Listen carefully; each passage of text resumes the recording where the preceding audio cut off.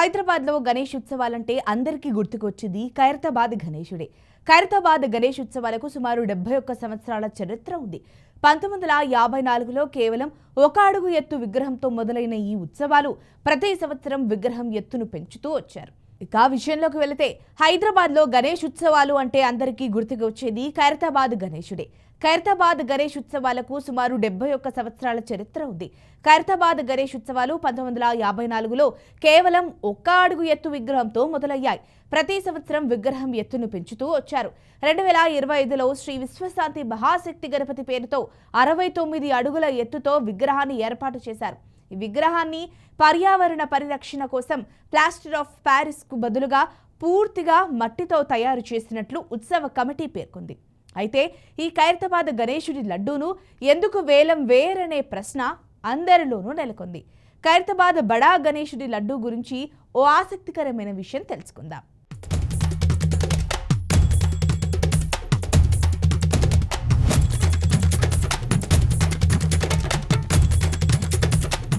ఖైరతాబాద్ ఉత్సవ కమిటీ కొన్ని సాంప్రదాయాలను పాటిస్తోంది. అందులో లడ్డూను వేలం వేయకూడదనే నియమం కూడా ఉంది.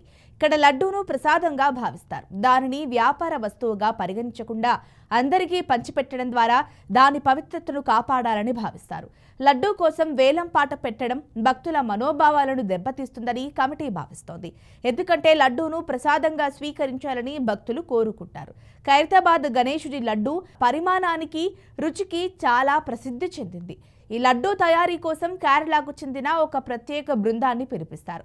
ఈ లడ్డూ తయారీకి శుభప్రదమైన నాణ్యమైన పదార్థాలను ఉపయోగిస్తారు. దీనిని కొన్ని టన్నుల బరువుతో తయారు చేస్తారు. ఇది ప్రపంచంలోనే అతిపెద్ద లడ్డూల్లో ఒకటిగా నిలిచింది. ఆ నేపథ్యంలోనే ఖైరతాబాద్ లడ్డూను ఆలయం కమిటీ వేలం పాట వేయరు. ఇక 27వ తేదీన ప్రారంభమైన వినాయక ఉత్సవాలు నేటితో ముగిసింది. 9 రోజులు ఘనంగా పూజలందుకున్న గణనాథుడు నేడు అంగరంగ వైభవంగా ఊరేగింపుతో గంగమ్మ ఒడికి చేరుకున్నారు.